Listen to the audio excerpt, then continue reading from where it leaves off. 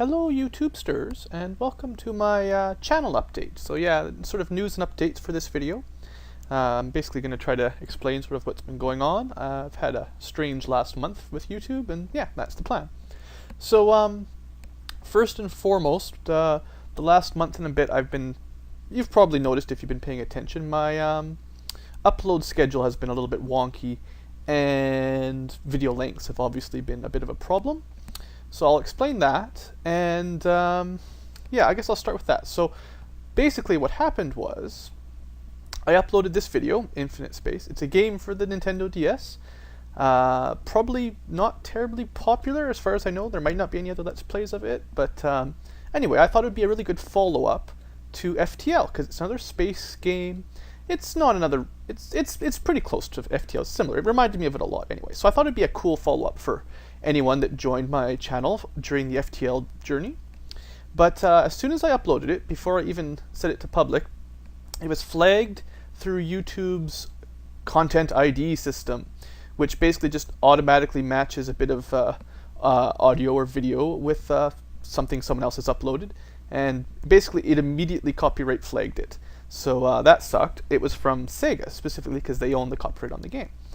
And I tried to email YouTube and Sega, try to get it resolved, but no one ever responded to anything I sent. And when you put a dispute up for the copyright flag, it's gone now, so I can't show you. The system says it's got 1 month to resolve it, basically. And throughout that entire month, I sent off a couple extra emails, tried to get in touch with people, but I never got a single response back. Not even a "you're a dirty pirate, delete your video" sort of message. Nobody said a thing. So I had to wait it out, and after a full month, the video returned to normal, my account went back to normal, and everything's fine.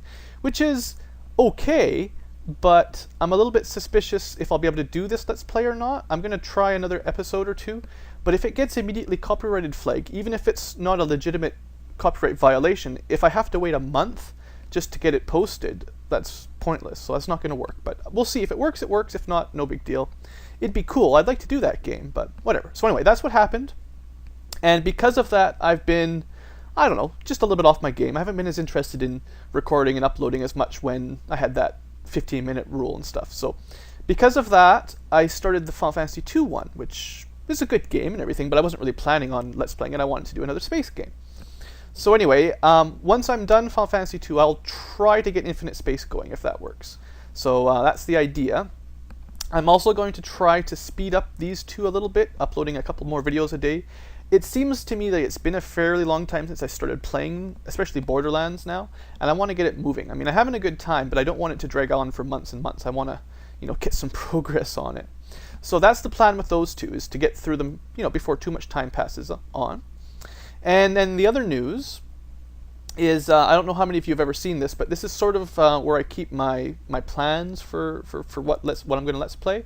And in the more section, I have what I'm currently working on, what I've finished, and potentially future ones. So I've done a couple Metroid games, a couple Final Fantasies, a couple Zelda games. I'll talk about Minecraft later. But this Total War game, I've been sort of planning on doing this since the very beginning when I started recording videos and figuring out how to Let's Play.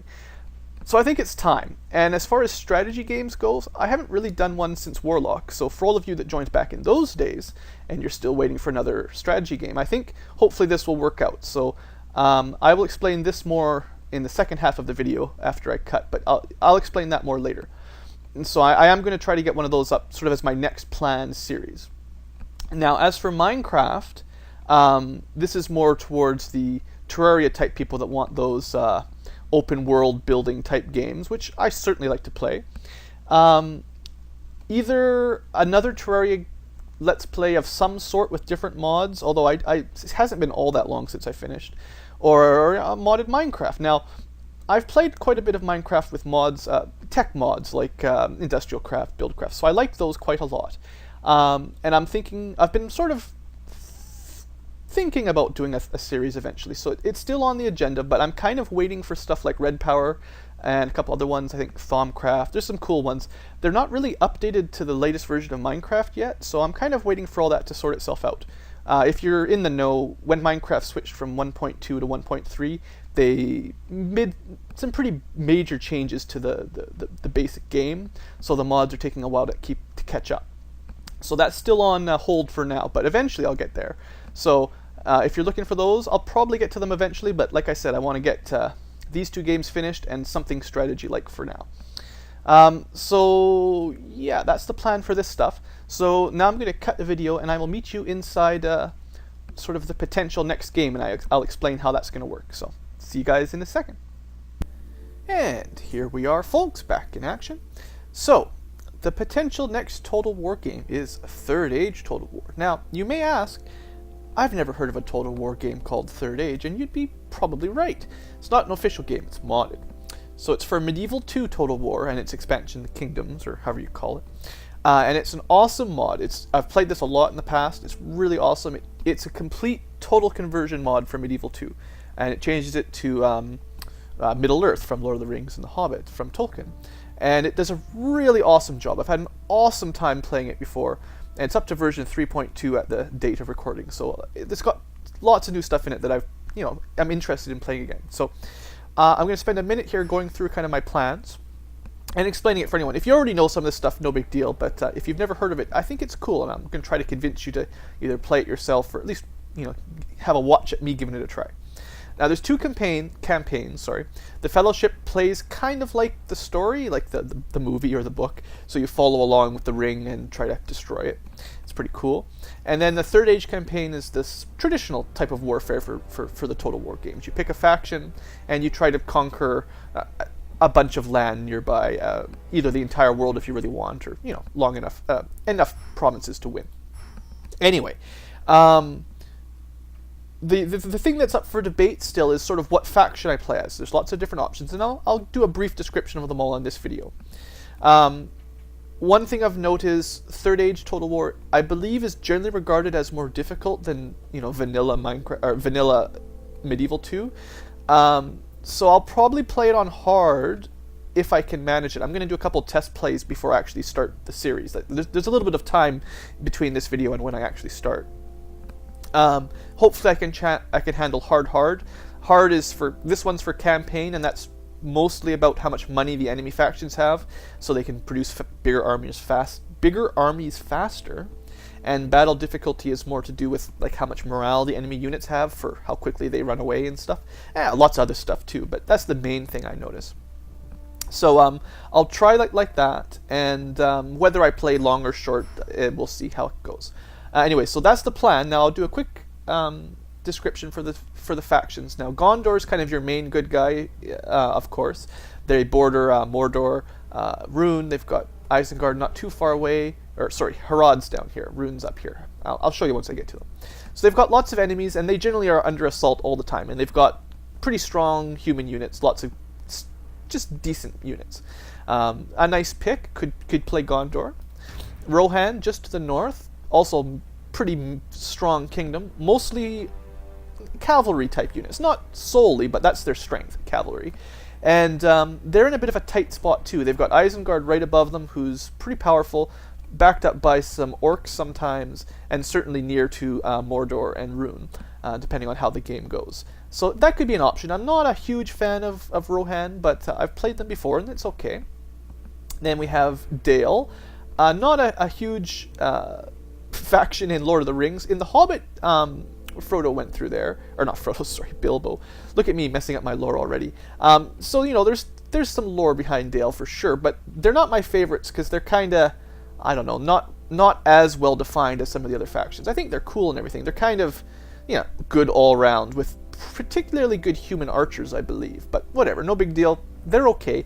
I could play as them, but I haven't a lot of experience, so we'll see.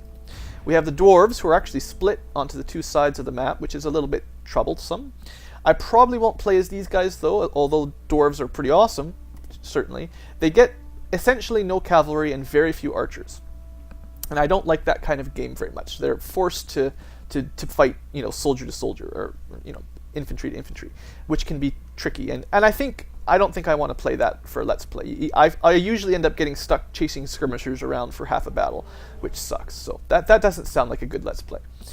We have Eriador, who is in the Shire and such, so it's got hobbits a little bit, and just humans, free men, I guess, whatever you call them in the lore.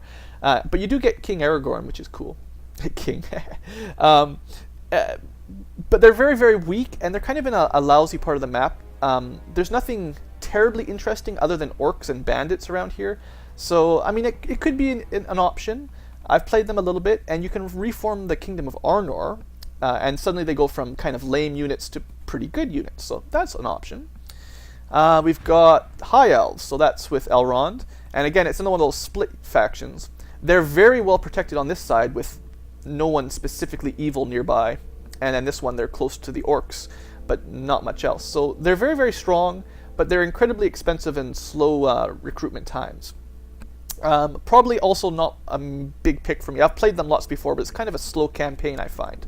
There's not as much to do.